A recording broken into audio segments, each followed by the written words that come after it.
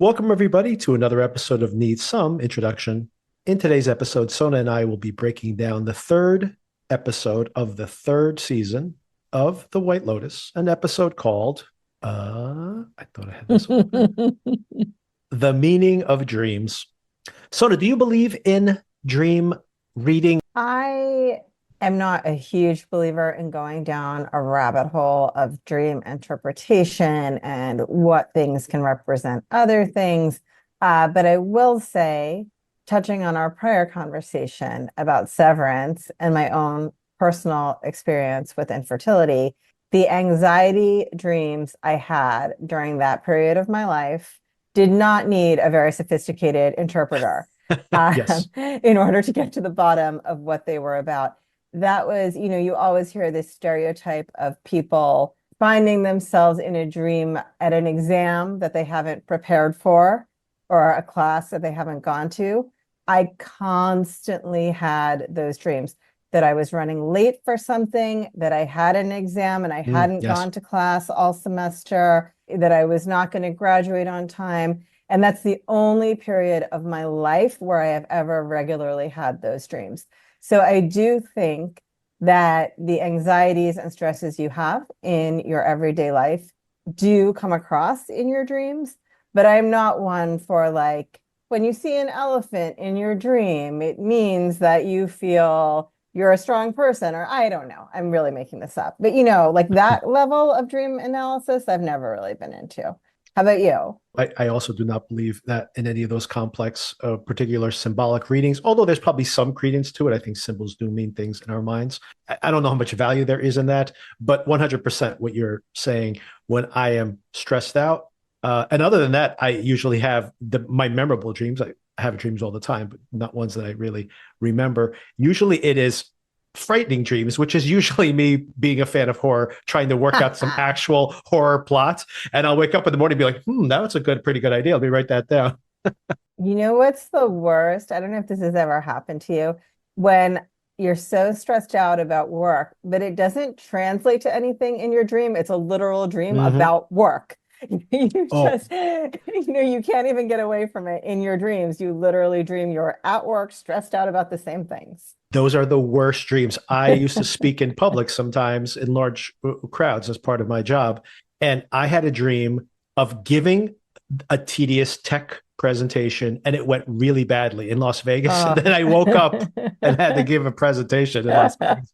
I was like, oh my God, I thought I did this already. This is It's the like there's worst. no escape. It's severance. It literally is severance where it's just like, oh God, again, it's 100% tedium. Those are the worst dreams for sure. I would rather be chased by an axe murderer. At least it will be a change of pace. A couple of things. I don't want to talk about the Academy Awards too much, but I do want to mention Anora, which is my second favorite movie of the year. I loved it. There's an episode. I've already seen the downloads this morning. People have already downloaded that episode. Probably just people curious about the film or have seen the film.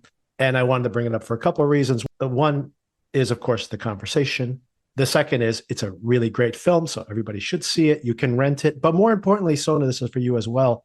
It's premiering on Hulu in about a week and a half. So Fantastic. everybody should watch it, and then everybody should listen to our podcast about it. Well, me and my sister. Sona has not watched it yet. But Sona, maybe we do talk about it because it's a great film. And it's rare that I actually say, oh, the film that won the best picture deserved it or something. Happy to see it win so many awards, by the way. Yeah, I know you really loved it. And Sean Baker, by the way, from New Jersey, director, editor, writer of this film. He won 4 Academy Awards, all 4 that he was nominated for. So And it was his mother's birthday and his yesterday. mother's birthday as well. What Yeah. a day. And Mikey Madison, a shock. I was actually have to say that I do think she gives a better performance over Demi Moore. But, we grew up in an era watching Demi Right. Moore grow up. And I really did want to see her do this victory lap. Although I was so happy to see Mikey Madison, who's just extraordinary in Anora.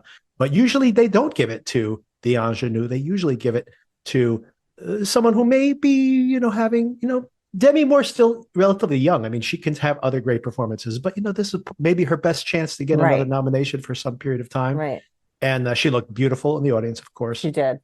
Too bad she didn't win. And I do hope that this should open doors for her. This film was a commercial success, a big commercial success, especially overseas. Someone's going to cast her in something. And I do hope that she gets another chance to have a performance like this. But, it was very interesting that I was simultaneously really rooting for her and then really happy that Mikey Madison won. So anyway, but just to speak to the fact that there was probably some wave of love for Anora, and well-deserved. What an incredible film. Completely self-financed, completely shot in New York City with a very small crew running around shooting this movie over the course of a month or so. Really not the type of film that Hollywood usually rewards. The best film doesn't usually always win. And out of this batch, this was the best, I think.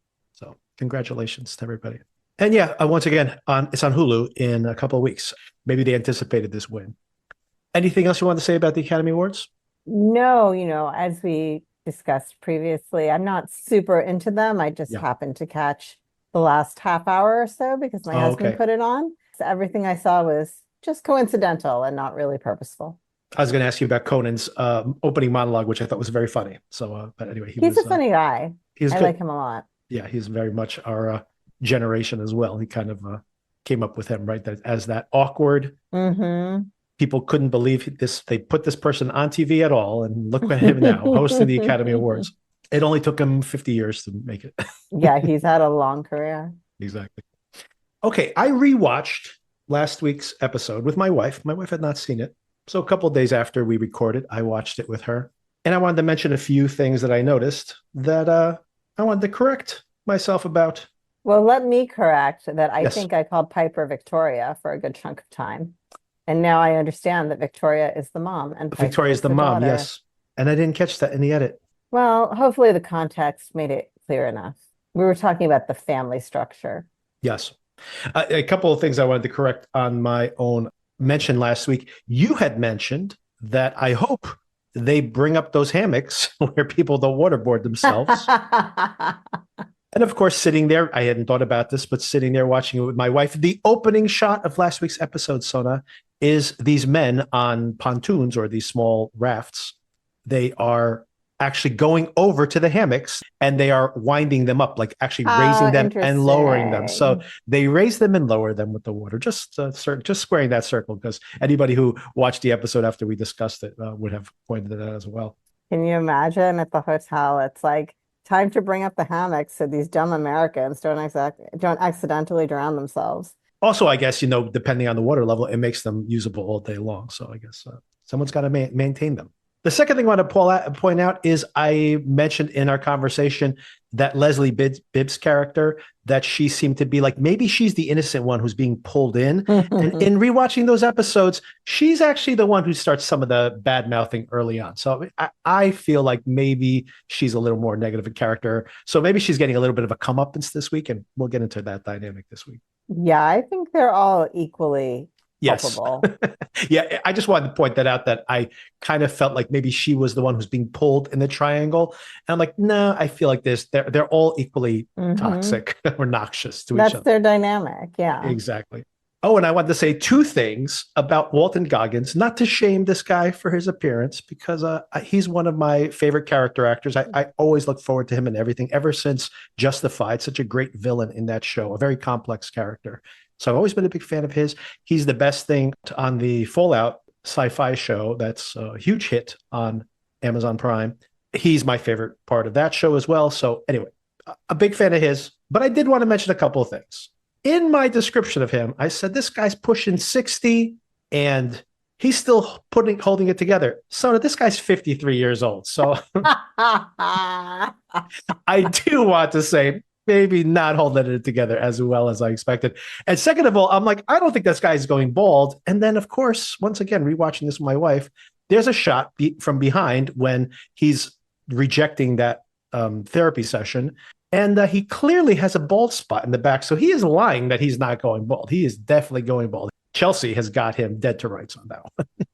Yeah, it's interesting what a big difference gray hair and a receding hairline and all of that can make on the impression you have of how old somebody is sometimes. And one last point is, you haven't watched the show, but Paradise, as we're coming to a conclusion tomorrow, by the way, we'll be discussing it here on the podcast. On Paradise, I was looking up James Marsden's age because all his music references, and he's always dropping music trivia on that show, is all from like the early to mid 80s. I'm like, how old is this guy? So I looked him up, Sona, and he is also exactly 53 years old. So I was talking about how great Walton Goggins is doing, holding it together. But I'm sorry. compared to James James Marsden is doing it way better than Walter Goggins. Gotta say, Walton Goggins, by the way. One more correction I want to make. I keep calling him Walter. My mistake. It's Walton. And I know that, but I just say Walter, accidentally. I'm sure many people do that actually, but Walton. But yeah, maybe Walton, if you're listening to this, I'm sure you're not. Maybe that's so much time in the sun. I feel like many times last week, for some reason, I saw that same photo of him with the blazer with the no shirt underneath, showing off the six-pack abs. So he's got something going on in the pop culture zeitgeist where everyone is admiring his physique. Oh, I mean, he's in great shape. There's no doubt about that. By the way, one more random thing I thought of, because they were advertising it on HBO before the episode started. But do you recall that Jason Isaacs, who plays Tim, the father in that family, is Malfoy, in the Harry Potter films, the father? I did not recall it at all, but I did see a reference to it somewhere. So I knew, but not of my own volition. Lucius Malfoy. So I was just like, oh my God, that's Lucius Malfoy. I forgot. He has the big white wig in that film. But just, he's been in 100 things, but obviously that one. They were advertising the Harry Potter films as part of one of the ads on my Max app. And I'm like, oh my God, it's the same guy. I forgot. All right. Speaking of dreams, maybe not coincidentally, maybe this is still probably my least favorite part of the show. I hate to say it, but this time let's talk about the family. Okay, you know what? The parents have really grown on me. I think I always have liked the dad. And now I said I've always had a fondness for Parker Posey, so I could never be really against her, but I like her too. I like them. The kids, not so much, but I'm into the parents. I also think that even though this is still my least favorite part of the show, I do think that they're adding some interesting elements to the dynamic here, to everybody. But I agree, the parents are the ones that I'm connecting to the most. So Victoria wakes up.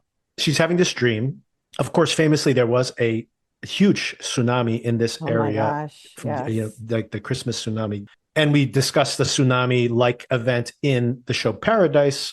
Darren was speaking of the same thing, recollecting the actual real world events. And we talked about this movie. Sona, have you ever seen this movie called The Impossible? It's about the tsunami. It's actually based on a true family. It's actually a Portuguese family, although it's played by Naomi Watts. Just doesn't look Portuguese at all.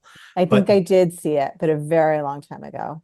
But I just thinking about how terrifying so terrifying. The idea of being in the tsunami, and what we mentioned there, which is not represented here in this show, but we just thought about what I had totally not thought about was the fact that when the tsunami comes in, many people survive that wave. It is actually when the water goes back out and it brings with it all the debris that most people are actually killed. That was just terrifying. Just how convincingly it was created in that film. It was pretty shocking. But remember that one model who hung onto a tree for like a full day? It's insane, right? Yeah, exactly. It's crazy. Incredible. We do see, speaking of tsunamis, Victoria, obviously, speaking about having stress in your life and how that manifests itself in your dreams. She's overhearing this conversation. In her dream, she sees, it's a pretty clear symbolism here, she sees their home, their North Carolina home, on a beach, and a tsunami is coming, of course, to wash it all away, because at that very moment, her husband's on the phone talking to his lawyer, laying out in bits and pieces that we can hear here, this whole entire scam that's coming to potentially wash away everything in the family. What'd you think about this intro? What'd you think about Victoria? What'd you think about the dad's potential slipping back into maybe a previous drug dependency? I personally, from the start, have been really enjoying this storyline with the father. I get the sense it's not the most popular out there, but for whatever reason, I like it. And I like this actor a lot. I think he's doing a great job playing this type of guy. What do you think of his accent? There's been some controversy about his accent. You know what? This is where I'm a little bit tone deaf, so unless something is really awful and really off, or accents are switching in and out, I don't notice much. So I have no problem with it. I like that they've developed this so that she has some idea what's going on rather than the whole family being completely clueless that she knows something is up. I like that. And I'm interested in seeing how it plays out a little bit more. The whole thing with the dream, I don't love the stuff where I'm seeing somebody else's dream generally. I'm just not that interested in it. But for what it indicates, yeah, I like that. Yeah, I think they wanted to use it as an excuse to have that correlation later, and they want to talk about the mystical interpretations of things versus more concrete, maybe a Western and Eastern view of things. So I think they want that to use as an excuse. But I agree with you. I think if they had never brought up any of the dream logic conversation later, I just like the visual of her waking up hearing this conversation. Right. Agree. Because we've all had that experience where the outside world, even in your sleep, you can't escape, and you wake up from some kind of terrifying event in the dream only into the nightmarish reality of your world. Totally agree. And yes, they are trying to tie through this tsunami theme, right? Because later it comes up with the video. I think it's Lachlan is showing. So they're going for something here. It's just that part of it was not my favorite. It is maybe an important symbol of what's happening in the family. So a couple of things. You mentioned it later on, Lachlan, and apparently they've been watching these videos because she says, maybe I'll have to watch fewer of those videos before I go to sleep, which indicates that this isn't the first time that either Lachlan or someone else has been looking at these tsunamis. So maybe they're in Thailand and they have Googled this, or maybe one of the kids said, they said it happened on the next beach over. I mean, this is literally the last thing you find me doing on vacation is looking at videos of an absolutely horrifying event that happened just yards away from me. Ways you could die in this very location. Yeah, definitely not what I want to be looking at. It's like going on safari and watching, tiger, people being attacks. Mauled. Yeah, exactly. Not what I'm going to be doing with my time. Yeah, full on denial for me that anything could possibly go wrong in this beautiful place. But that's really what I wanted to circle back to. So what do you think it indicates here? First of all, seeing that man on the beach, standing there, being washed away by the tsunami and just accepting it, not even running away. They make a reference to that.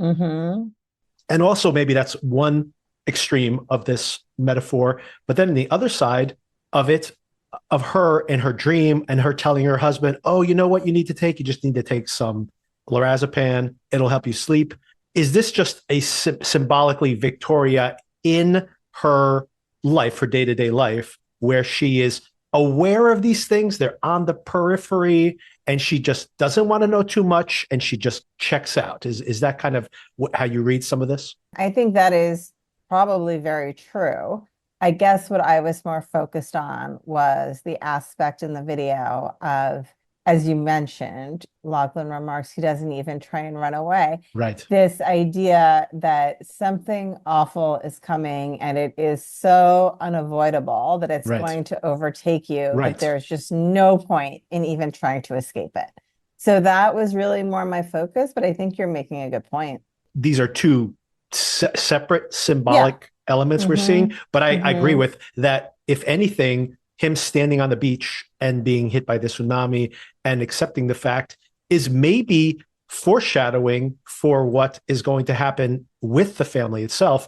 Because when the father's like, I don't want my family to know about this, let's get rid of all of our electronic devices. And now he thinks, okay, good, they are not going to find out. But then when he has to kind of sacrifice his phone and then kind of spends the rest of the day just drugged out. And if you saw the scenes for next week, it looks like this is going to accelerate even more so. I don't want to laugh at an addiction issue, but it was edited in a really humorous way, the scenes for next week. Yes, they were very funny. Just the way they kind of compounded one on top of the other. Yes. That becomes a metaphor for him with this imminent wave coming and him just resigning himself to it because he knows it is inevitable. And this circles back to something we mentioned last week where I felt like he was minimizing this, saying that it didn't even make me that much money, only $10 million.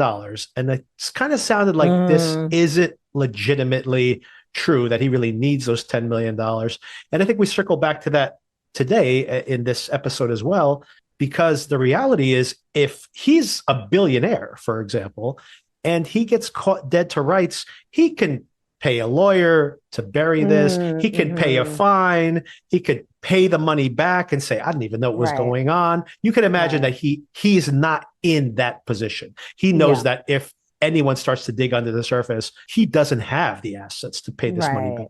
And money heals most things. If you ripped somebody off for $10 million and you pay them back $10 million, they're usually okay with that, you know, especially if you throw another million on top of it.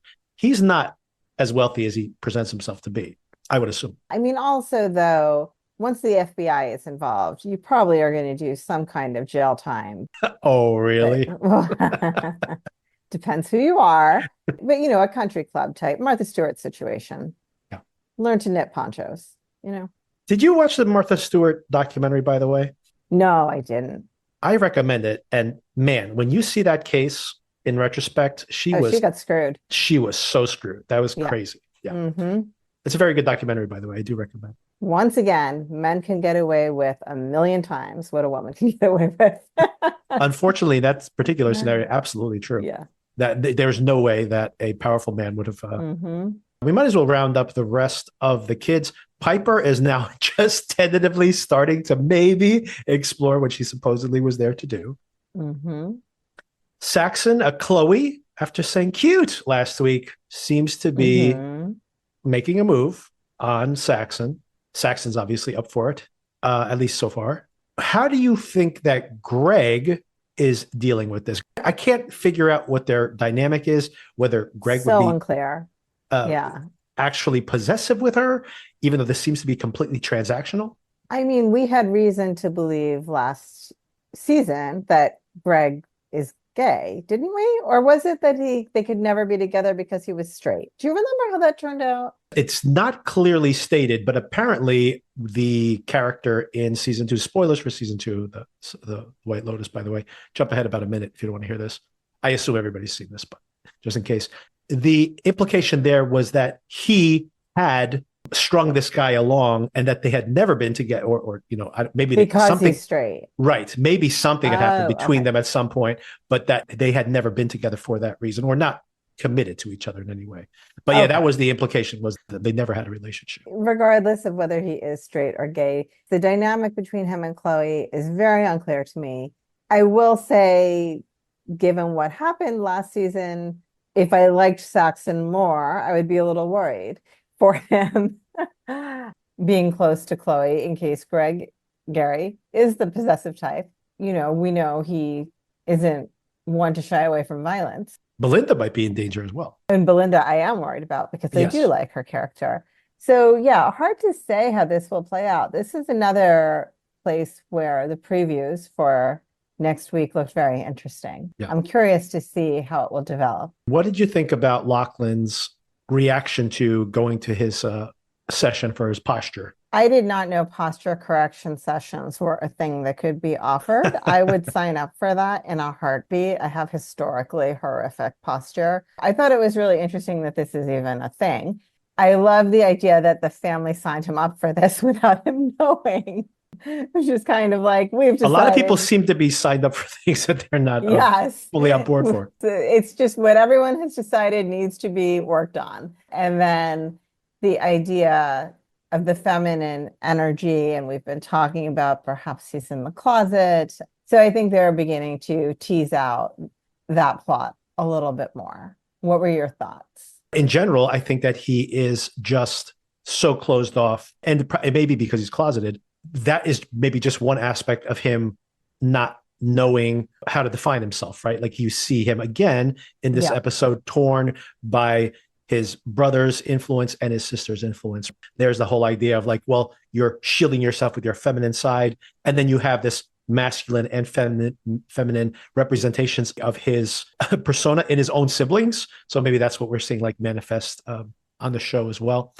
He says, oh, well, there are a lot of big personalities in my family. Yes. Mhm. Maybe it's just the people I'm around or the New York, New Jersey brashness that I'm accustomed to. I don't see them as particularly big personalities. I mean, they have personalities, but not in a way that I would think, oh, this is going to completely keep a person from expressing themselves and developing their own sense of self. I think that's an interesting point you make, because I think that speaks more to how he is Yeah, that's what I'm saying. closed in. Exactly that. Right. Because yes, Saxon is obviously always performing.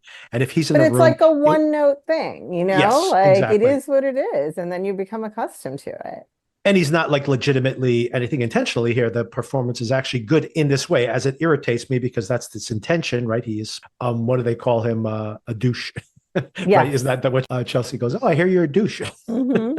And at least he laughs at this, which is, maybe speaks to him a little bit, being a little more self-aware than he seems to be. He, in like a New York, New Jersey type area, this would be somebody who is going to be 100 in a room. He's not going to stand out, Right. as opposed to someone has real charisma. Yes. Maybe he, in this place where everyone's being polite and you're at a Maybe. resort, Yeah. he gets to be like the stereotypical loud American tourist, and that makes him stand out.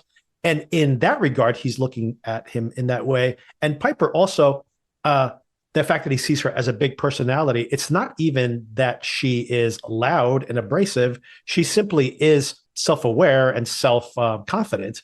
And that in and of itself makes him feel small. It's just strange. She probably doesn't like the typical things that someone of her demographic would Right. like or be interested in. But to me, that's not the same as big personality. Like big personality to me is like at the exchanges that then other people feel small. And I don't Right. get that from her. In a way, it's just his own intimidation by the fact that she seems Yeah, to be more self-possessed, and that's it. I agree. Let's talk about the three ladies here. A few interesting aspects. I think we've all had this experience where you come up with people in your social circle, and then it's not always political. It could be other things as well. It could be religion also, where you suddenly see somebody is much more religious than you expected them to be. You spend some time apart, and obviously they're living their lives, you're living your lives. Then when you're together again, you just assume you're all on the same page on things. And apparently you're not. Living in Texas can make you more conservative. Surprise, surprise, surprise. What'd you think about the dynamic here between the three ladies? I might be in the minority. I really like these three. I'm entertained by them. I found it very satisfying that what we predicted would happen, that like it's just different combinations of them talking behind the other's back. And it's Right, just a right. matter of whose turn it is. If you split off from the group early, it's going to be your turn. So try and stay up until the end. I like that. I agree with you. Sometimes we become so entrenched in our political beliefs or morals that when you hear someone talk with such conviction about a position that makes no sense to you, that you think is absolutely bananas, it seems completely unhinged and divorced from reality because you so deeply believe what you believe, it hasn't occurred to you that anyone else could believe differently. It makes so much sense to you to believe what you believe. I think we've all had that experience, and then having it come from a close friend or someone you consider a close friend who you think you know so well, it turns your whole perception of them upside down. You thought you were so similar, but you couldn't possibly be so similar to somebody who believes something that's in direct contravention to what you believe. It really makes you start questioning how much you even know that person. I think a commentary that Mike White might be making as well, where they're branding her a particular way based on the vote she casted. And I always think that is kind of a mistake that people make over and over again. It's not only about who you voted for, but there's the why of it. They don't choose to even get into the why of it. They're reading a lot into the person she is or has become, or their motivations for her vote. How she always seemed to just go with whoever she was dating, on their political beliefs, even when she was younger. Oh, it's so her that she would flip-flop her political affiliation, for example. So I feel like a lot of that is being critiqued, that maybe there's an overread on this. And then, of course, it only makes the person more defensive in, stating any kind of disagreement. But I do agree, just in general, with you that there are sometimes when people are, for example, have become extremely religious when you meet them. It actually made me think about, like, I think about all these shows in tandem, but I think about Irv showing up at Bert's house in uh, Severance, and they go off on this like this religious diatribe, which I'm pretty sure he did not expect to see, and he's just like, "Wow." And sometimes you're just caught up in this conversation where you're like, I really don't know what to say in this circumstance. So, but yeah, I do think that there's a little two sides of this. One is showing that she has different political, cultural loyalties than she had when these girls were younger. And of course, they are not the same people they were the last time they saw each other. But I also think that there is the potential for an overread based on one data point and the politics of all things, and maybe religion as well, by the way, because she also speaks about her religious practices now. You tend to pigeonhole people based on those things. I understand your point, and I don't want to get too political, especially because we've been accused of being too political, which is I know, strange. right? I know. I will just say with this particular choice, I think there is a very popular viewpoint that I will not take a position on, that making the particular choice she did does tell you something about who you are as a person. But that is not true in the general world of politics. I agree. Yeah. I mean, it is kind of shocking to me. I used to have many political conversations, and now I do not, because everything is so personality driven. I remember arguing a conservative point of view oftentimes in the past, in the idea of like, well, is bigger government better for something? Is smaller government better for something? Or we're talking about like tax rates and maybe some hard lines on certain foreign policy. And the idea that, do you believe in facts, but do you not believe in facts, is now like what we argue about. And maybe that is what's being touched on here. The, exactly that like, this is maybe indicative in the show, but also in the culture, that it basically has become a very toxic conversation, which they try to avoid, but I think they've kind of opened that can of worms. It's hard once you start down that path. Exactly. It's very hard to turn back around, Yeah. turn that boat around. What do you think that they're trying to indicate with this? I mean, we obviously are seeing more of the same thing based on last week, just a progression of this. Also, of course, we want to bring up the fact that there is this pushing of Lori into having a flirtation minimally and maybe an actual hookup with Valentine. But now the girls seem to be competing. How do you think that's going to play out? Well, she's the only single one, right? Yeah, Lori is the only single one. I think they're being playful. I think it's a little bit of a stereotype of like the middle-aged woman on vacation wanting to flirt with the handsome guys. I don't think there's too much behind it, because they are encouraging her to go for it because they can. I think they're just all having fun. I'm not reading too much into that. But yeah, that's what I'm curious if they're going to cross a line, because let's say that Lori does pique his interest. Do then they start to get competitive over them?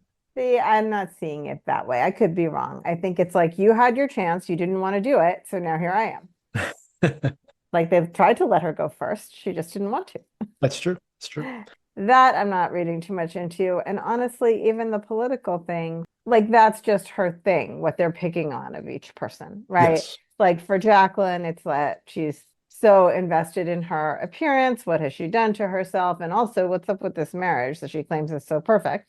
With Lori, it's like, what is going on in her home life? Her daughter is a little bit off the rails, and she didn't get that promotion either, I don't think.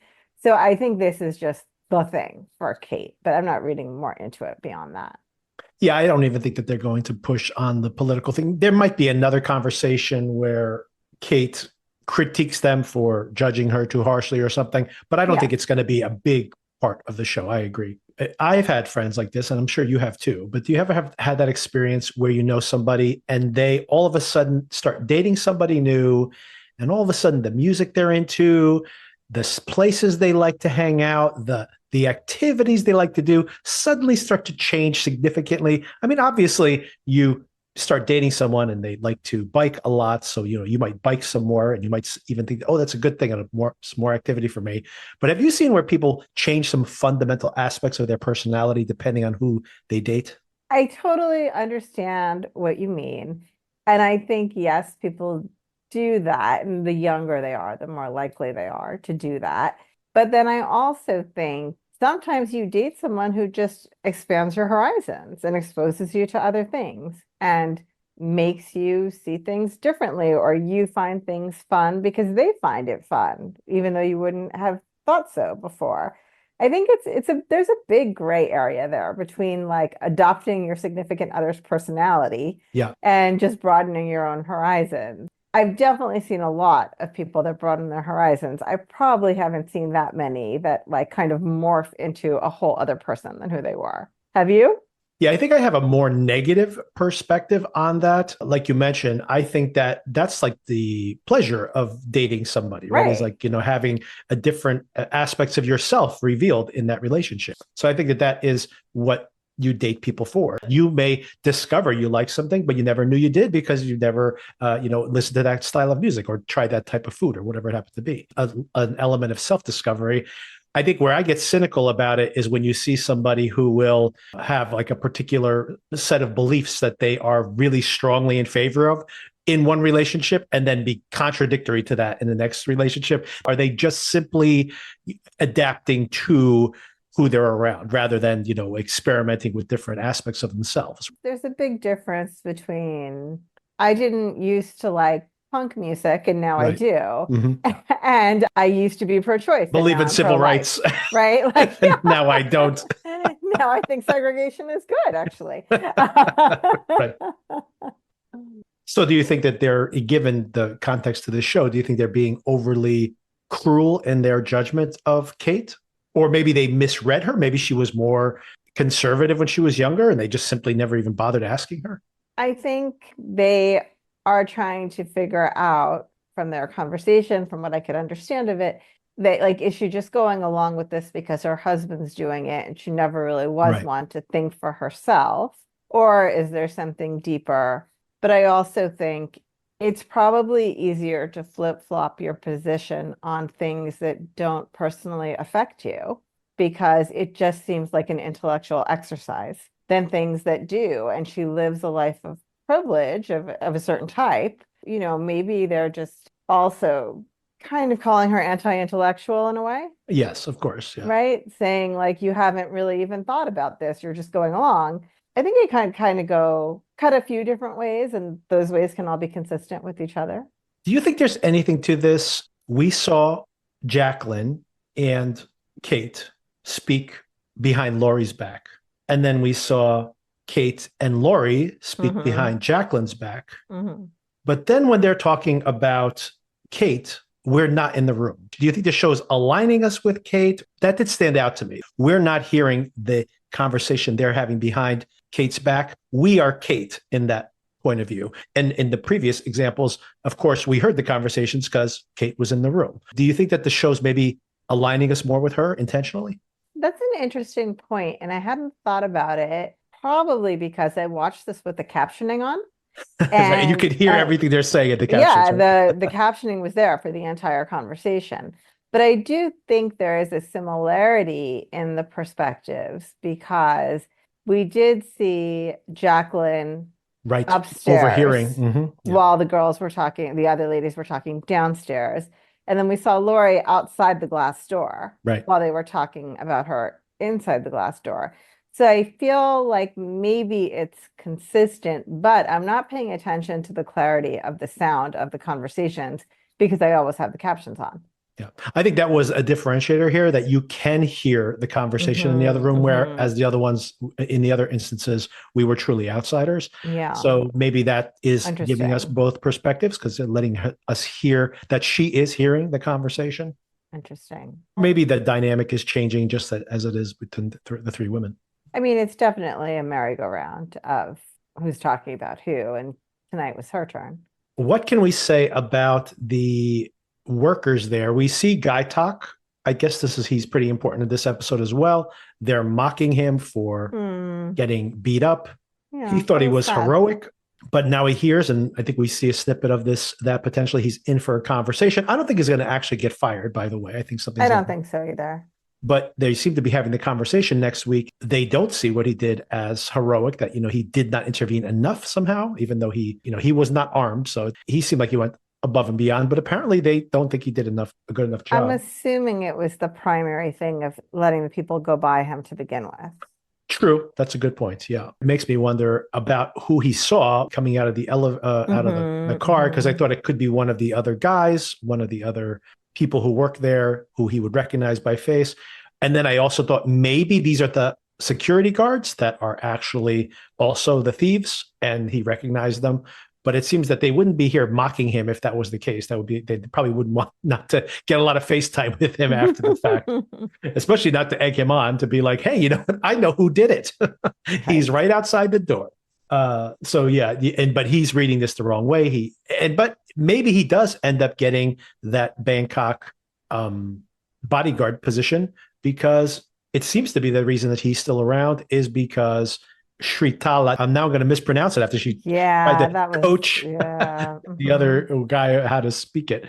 She seems to be a fan of his. Maybe he is protected to some extent, but they are obviously making this point. And he goes on a little bit of a roller coaster ride. He's thinking, oh, I could get a promotion.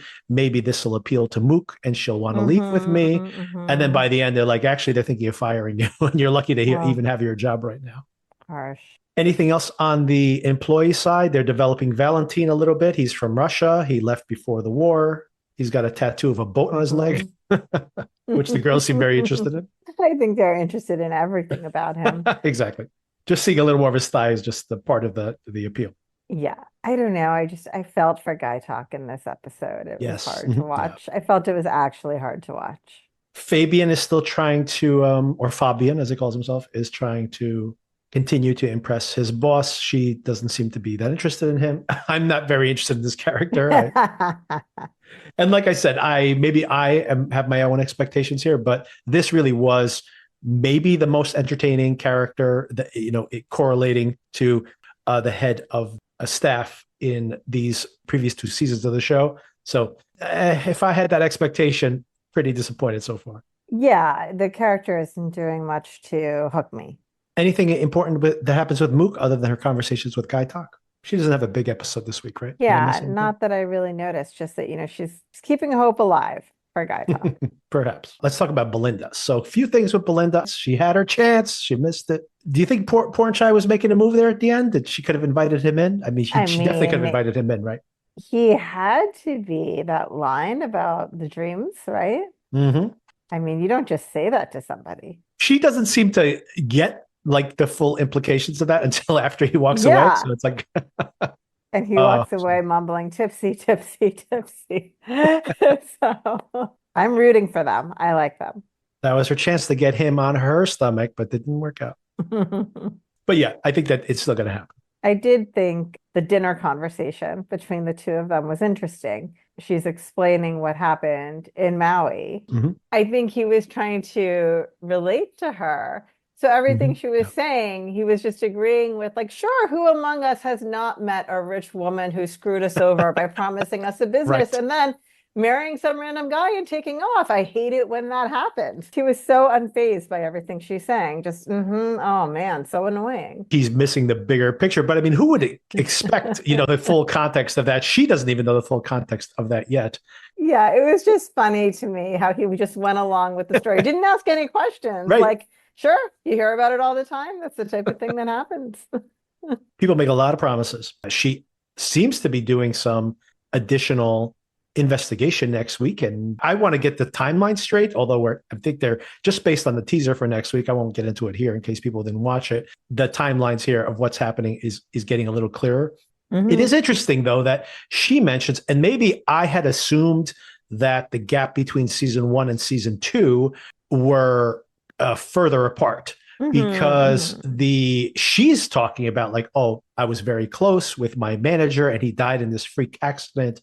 So of course we witnessed that in season 1 of the show, and she's still haunted by this. So it doesn't feel like this is 2-3 years later. It seems like this is relatively recent. I guess we'll have more clarity on exactly how much time has passed. I mean, it was also a nice summary for those that did not watch the first few want to remember. Yes, good point. Just a quick recap. So that's her perspective on things, although obviously we haven't seen all the details yet. What do you think of Chloe's version of the story, given what Greg has told her, or Gary? So crazy. I mean, definitely a lot of imagery in this episode of things disappearing into the sea.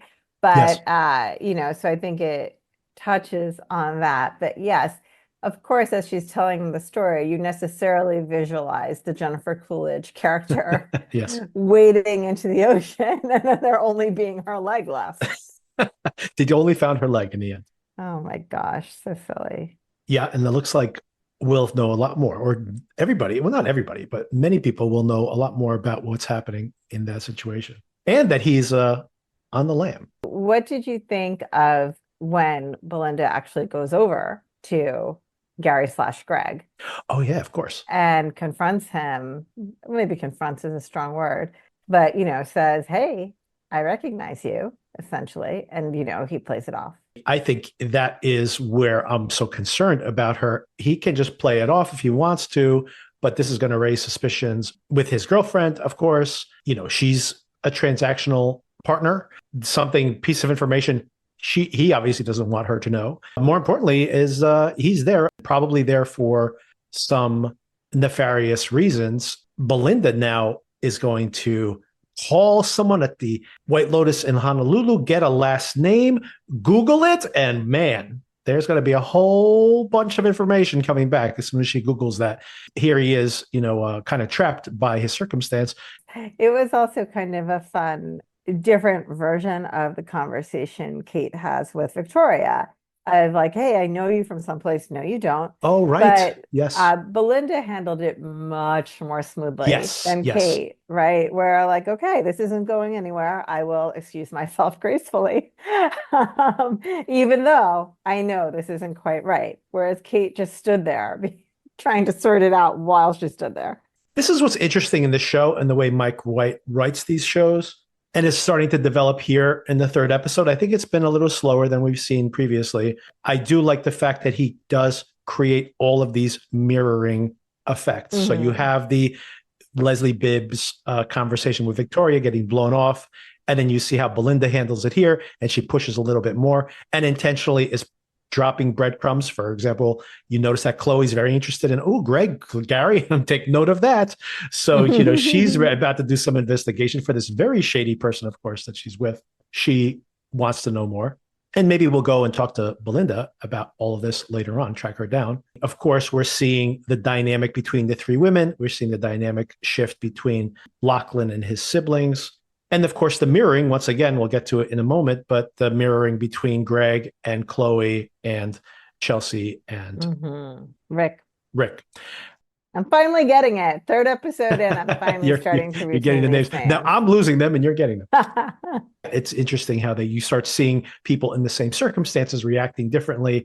And that's kind of what the themes of the show is, that people in a different context, limbo in these resorts. All of this is starting to coalesce a little bit more. But as far as your question, yeah, I worry. I think she handled it really well. She seems to be a very curious person. She can't let something lay, although not clever enough to find out when someone's hitting on her. That could just be something to do with her self-esteem, perhaps, as well. I've been there. And we should mention here, because it's definitely going to be the catalyst for the next episode, Greg apparently has a boat, or pretends to. Maybe he just rented it, who knows? But he has some luxurious yacht. This may be part of some scam he's trying to pull, trying to lure these rich people onto his yacht to play some kind of game. Who knows exactly what his agenda is yet fully. Apparently, they've invited a bunch of the guests. And is it possible that Belinda gets invited onto that boat? And if she is, could be putting her at risk. Well, we know what happened last time. Greg was involved with a boat. The boats and Greg, not a good combination. Maybe he's always hatching a scheme with a boat. Maybe. First of all, I want to say there was so much information packed into the preview for next week. Oh my God, a lot. Yes. I'm really excited about it. But it does seem like half the resort is on this boat. It's got to be a big, that's why I said it has to be a big boat. Yeah. He's invited a lot of people on this boat. All right, so let's talk about that mirror couple, which of course is the heart and soul of this episode, or maybe of this entire season, is the battle. Maybe that's the theme of this whole thing. It's the battle for Rick's soul in a lot of ways. His toxic childhood and his detachment from everybody has made him this person that he is. And maybe Chelsea, this almost naively single-minded person who is wise in her own way, is maybe trying to ground him and maybe keep him away from his worst impulses. He goes for another therapy session and it doesn't go well. Again, he's still running away from his demons. He definitely needs to get high. He's been desperately trying to get his hands on some marijuana, and people, don't get high before you go to the snake show. That's all I got to say. First, before we get to the snakes, Yes. there is another reference to his dad.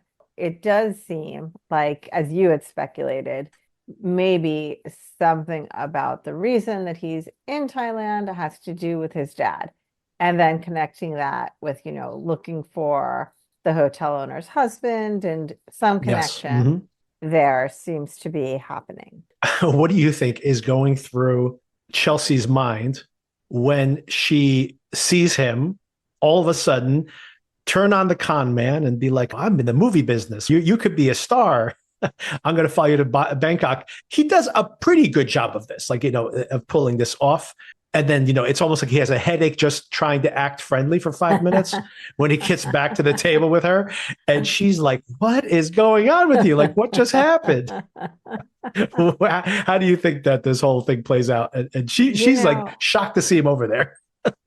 I feel like she's become accustomed to rolling with it, right? Like, they were supposed to be on Australia. Now they're in Thailand. I think she's just kind of like, there he goes again. But this is part of his plan. He is apparently not going to, well, he might be on the yacht, right? She announced to him, even though he's leaving for Bangkok, that they're going to be on this yacht. So I guess the yacht is tomorrow. Maybe Bangkok is the following day. He's like called somebody in Bangkok, a friend of his, Frank or somebody, he's asking him to set things up there. So maybe to set up some kind of fake meeting or appointment to sell this and hopefully get in the room with the two of them. She brings up the fact that he is so mysterious, a Scorpio, and I to be out in the open, Aries. And he's like, why do you care so much? And she goes, Rick, we're soulmates. And he goes, how can we be soulmates? We don't even have compatible signs. And she does contemplate that for a minute. Well, you know what? Also, on a different tangent, I shared his dismay at having dinner yet again with Gary / Greg and Chloe. They just had dinner with them the prior night. I also would say, like, how much of this couple do we need to see? We only have a few days here. Do we have to see them every night? But you know what? She likes hanging out with Chloe. She hangs out with her during the day. So I think that she probably just wants to spend more time. I guess. I mean, then you go to dinner, you find out you got to be on a boat with these people the next day. Yes. This is a lot. She's scheduling a lot. And that's the thing about a boat. You're stuck there, so. This is going to be a mess next week on the boat. Saxon's going to be on the boat. Chloe's going to be making moves on him, or he's going to make moves on her in front of Greg because he's an idiot. It's possible. So all of that's going to be really bad. Belinda might be there, and Gary / Greg is going to be targeting her and wanting to know what she knows. And I'm glad to see, this show has had very little plot so far. I think next week is going to be very plotty. So it's good.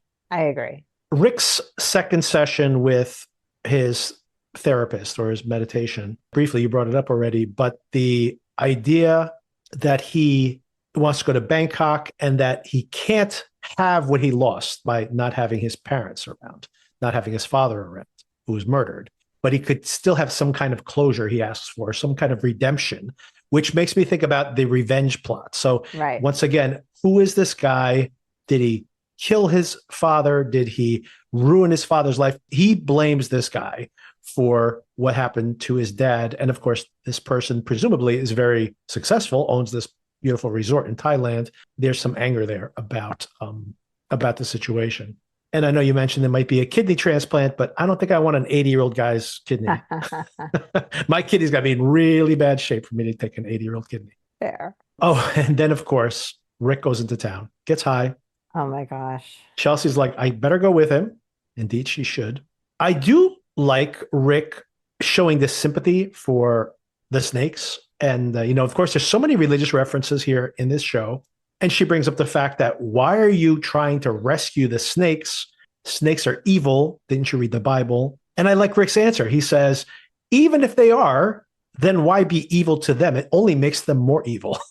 And I really feel like Rick is talking about himself, right? That he might not be the nicest person in the world, but why treat bad people really badly? They only get worse. It's true. That's why you got to kill them with kindness.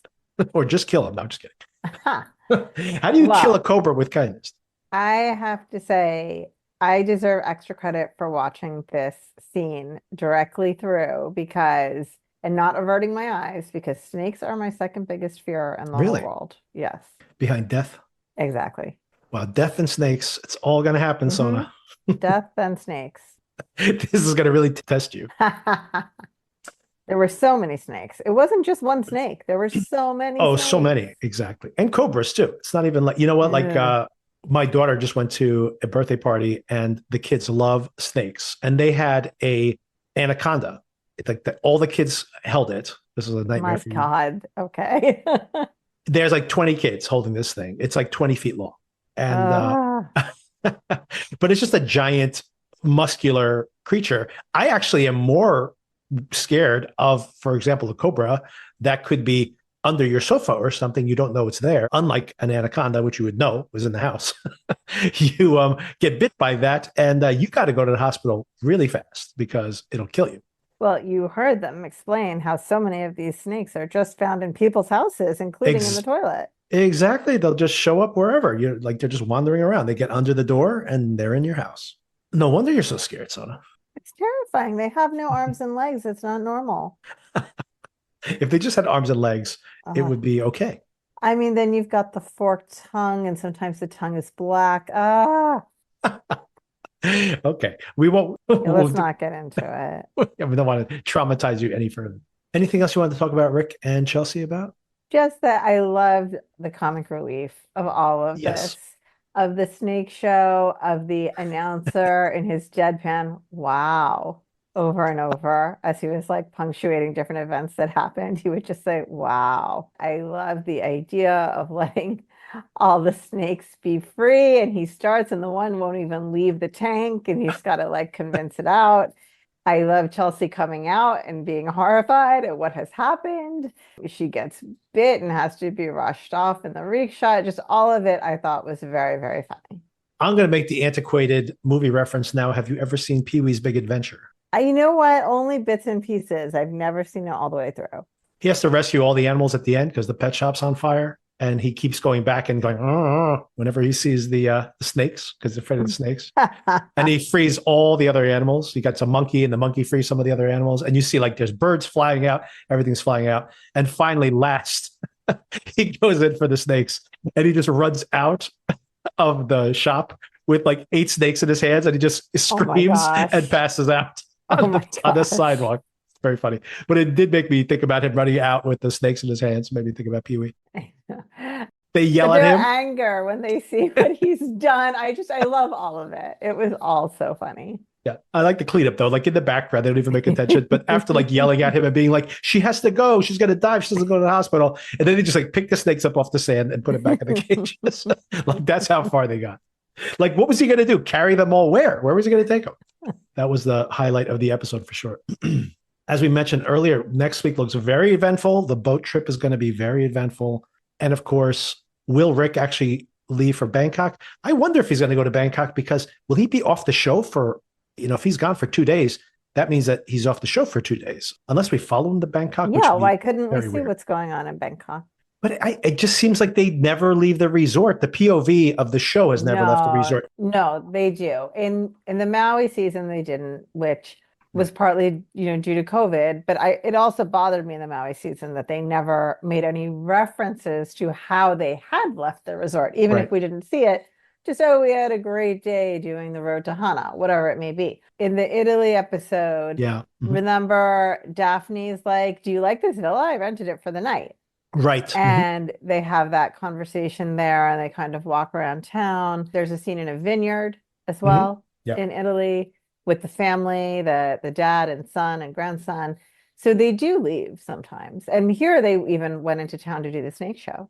And the island, they take the Jennifer Coolidge character, leaves with those Right, guys, right. and they spend Yes. that whole part of that setup is them Right. spending that weekend out on that island. So yeah, they could. You're good point. You make a very good point. They could leave and follow him, and the storyline could be in parallel. I would be open to that. That would be cool. Yeah. But what do you think is going on in Belinda's room? Monkey? Oh, maybe The Monkey final scene? Monkey? heard something multiple times inside of her villa now, right? I'm not sure about multiple times. Once was outside, right? Oh, And then she goes running inside.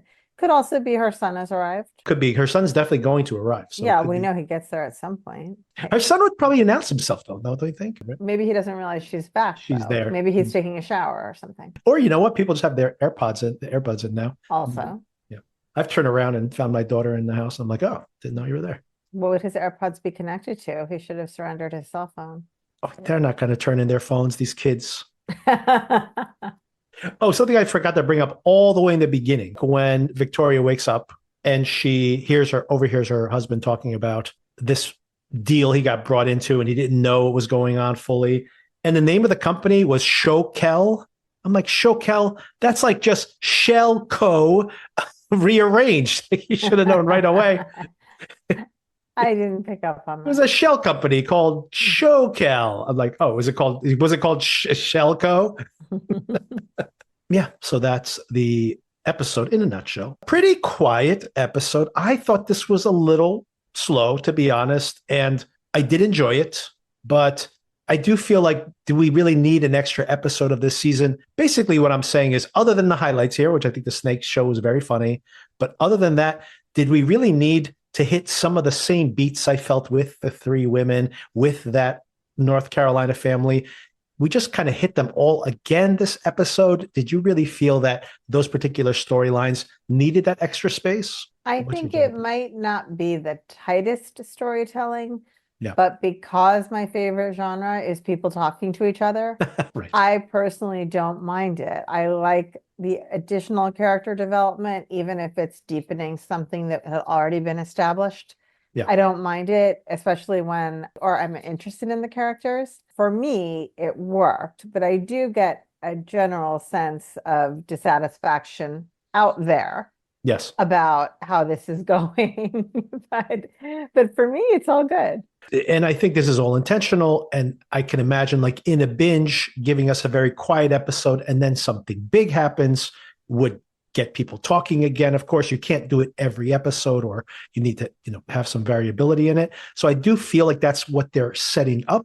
And then with the jewelry theft last week, they already had something there, some action there. So they probably didn't want to do too much too quickly plot wise. But I do really feel like we still know very little about what this strange dynamic between the siblings are. They really seem completely sidelined. But I was relieved about that. So I agree with that. But at the same time, I also feel like they were pretty sidelined in this episode. So the one thing that does move forward, and definitely we needed the space for perhaps, is to spend more time, which I enjoy, with Rick and Chelsea. Mm-hmm. But I feel like we need more time for that, for us to see what that relationship is, to figure out what's really going on with Rick, to see these different aspects, this kind of desperation that Rick is feeling, regardless of presenting this stoic appearance, the mystery of what Greg and Gary is, and letting that unfold more slowly. That I'm fine with. I just feel like the rest of the dynamic, I could have had one more scene last week and I would get the same thing that I get. We spent a whole episode with them just inching forward with their plots. Yeah, from a storytelling perspective, I have to agree with you. And I also noticed there are a lot of kind of just long shots of scenery here, which are beautiful, but it does feel kind of like, yeah, I get the idea. It's a beautiful place there in Thailand. Gotcha. Like, I'm not sure we need all of those extended shots of scenery. Although I do enjoy them. I did too, actually. But other than the tsunami scene at the beginning, we don't have that real sense of dread that we saw last week, where, we have these shots of the empty spaces there, the villa deserted at night, and bobbing out in the water, seeing the villa from a great distance. So there are these kind of almost mysterious shots that come from a point of view that is outside the scope of the show, lend some creepiness to the show. In episode 2, we definitely didn't get that. Like you mentioned, we saw more of just these kind of touristy shots of the area, which once again, I like it just as context setting, like, if we're going to be out and about in these locations, we should get a little more of a feel for them. And of course, it's just beautiful to look at. But I don't mind that so much. I really felt more that if you think about like every scene counts, like I agree that I like these conversations between these characters. If you think about how every one of them evolves the character in some way, I didn't really feel that. Hearing the ladies once again try to get Lori to hook up with Valentine. Maybe she hooks up with him in the next episode or the one after that, or at least makes some kind of move. Just hearing the same conversation again didn't really move things forward. And having Kate in the crossfire of their toxic dynamic, I'm like, I just assume that's happening already. I don't know. I got that much more out of seeing it. I understand your point, and I don't disagree with you. I just enjoy it for what it is, so it doesn't bother me. But I do think as I scroll through Reddit or whatever and see different little headlines about White Lotus, I think this show's mythology has kind of become bigger than itself. Sure. In a way that, and we kind of talked about this idea in Severance as well, where I think I don't click these for reasons we've talked about before, that I don't want to go down that rabbit hole and be influenced. But like, I think people are coming up with increasingly far-fetched theories about what's going on with these characters and why they're doing the things they're doing. And I think people are seeing it as a murder mystery in a way that it really isn't. Right. It's kind of a show where somebody happens to end up dead as like right. the thing that drives the plot. But it really isn't a murder mystery. Does that make sense? You are 100% correct that the first White Lotus, and maybe that wasn't even intentional that would be the formula until the second one. Right. That never was that you're here to solve a murder mystery, but he's playing with this, right? Mike White is very much intentionally giving you different possible motivations for murder. And then almost certainly the way the death happens at the end will be a surprise to the audience, right? And it works, right? That is part of what drives the audience to come back, is to try to play that game of who's going to die and how. But you're absolutely correct. Sitting here trying to deeply analyze people's motivations to solve the murder mystery is not what the show even cares about. Right. But so I think, to bring this full circle, and I understand this is different than the point you were making, I think there's kind of a general dissatisfaction because the murder mystery isn't moving forward enough for people. Right. Yes. But then I feel like, from my perspective, the point of the show is the dark inner lives of these people and the idea that any of them could end up dead because of their circumstances, right? But not so much about the exact thing that happens, because in both of the prior seasons, the exact thing that happens to actually cause the death of the person is very random, right? Like, it's not really something that you could predict. Exactly. And that's, I think, the point of those shows for sure. And I assume it'll be the same thing here. Right. I assume so as well. That's always where I always feel like you're better off not overanalyzing these things. I'm just talking about the experience of necessary this episode feels. Yeah, I understand that. And all of that being said, by the way, this episode in the context of the whole thing, right? Like, we haven't seen the whole thing, the shape of the whole thing. So for example, let's say something really shocking happens in the next episode. This episode makes perfect sense because it is a breath before that happens. The quiet before the storm. Exactly. So we haven't seen that, right? So it is hard to shape it, to say it's good or bad without that additional context. The episode, in my viewing of it, I felt like they didn't do enough. They needed to have a couple more really strong scenes between those other characters to make this feel like an important episode for the show, or an essential episode. I get that.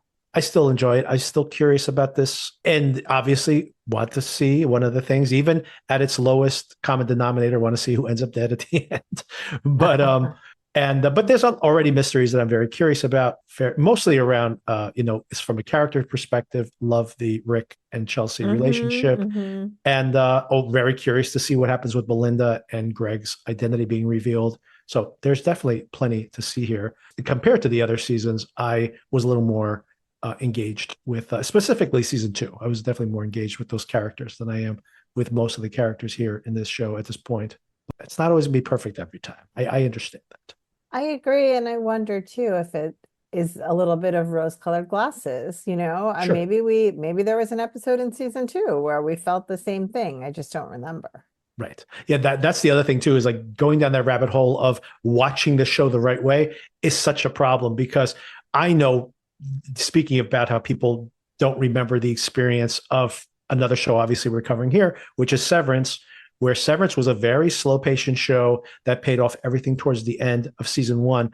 And season 2 is action packed as far as I'm concerned. And you hear, it's probably a minority at this point, but after even episode 3 and 4, people like another episode where nothing happens. I'm like, nothing happens. What do you expect to happen on this show? I don't understand. You know more about what's happening on the show than you've had in the entirety of the show up until this point. And people's like, nothing happened. I'm like, oh, okay. If nothing happened in this episode, then nothing happened in the entirety of season 1. Like, I don't understand. But like you said, people's remembrance of the experience of like, wow, I can't believe how that paid off at the end. That's not their memory of it. Anyway, so yeah, it's a fool's errand to try to watch a show the right way. You just try to watch it as best you can and appreciate it as best you can. Totally agree. Yeah, and still an incredible achievement that Mike White directs all these episodes, writes all these episodes. So it's all coming from one author. And I do appreciate that. There's a lot to be said for having a really good creative writer's room. You think about a show as dense and layered as Severance is, for example, you need to have many people trying to puzzle out all those different elements, the design and the characters and all those different characters and all the layers of the symbolism. That's a very big job. But there's something also to be said for someone who's basically authoring this entire thing. It's coming out of his head. He is going to write every episode, every line of dialogue, every character invented by him. It's his internal world 100%. So that is still something really impressive to think that someone's doing that. And of course, what's he trying to tell us in all of this as well? But we will be halfway through the season next week. And I do think it's going to be quite an eventful week. I agree. Right. On the show, everybody, a couple of show notes. Sona, we're at 80 YouTube subscribers. It is slowing down, though. It's trickling in now. If you haven't subscribed yet, the numbers are going to be slower now. So, but do check out the link in the show notes. Subscribe to our YouTube channel. When we get to 100, we'll have a video episode of some kind. Of course, Paradise wraps up tomorrow, and it's probably going to be a big deal. It's been growing every week, this show. So I think, and they renewed it for a second season. So that I'm pretty sure it's going to end on a cliffhanger, which I hate, but we'll see how it all turns out. And of course, Severance, we have 3 Sona this week and 2 more. So wow. Getting so close to the end of Severance season 2 as well. And I have a feeling this week of Severance, after last week, is going to be another huge episode. I will brace myself. I wasn't prepared for the intensity of last week. So indeed, I thought it was going to be a quiet episode. It was quite intense and an information dump as well. So maybe we needed a nice quiet episode of The White Lotus with such a noisy set of episodes probably coming this week from the other 2 shows. And then Sona, I'll only have to do 2 episodes a week. All right. Thanks again for the conversation. Thank you. Talk to you later. Talk to you soon. Bye. Bye.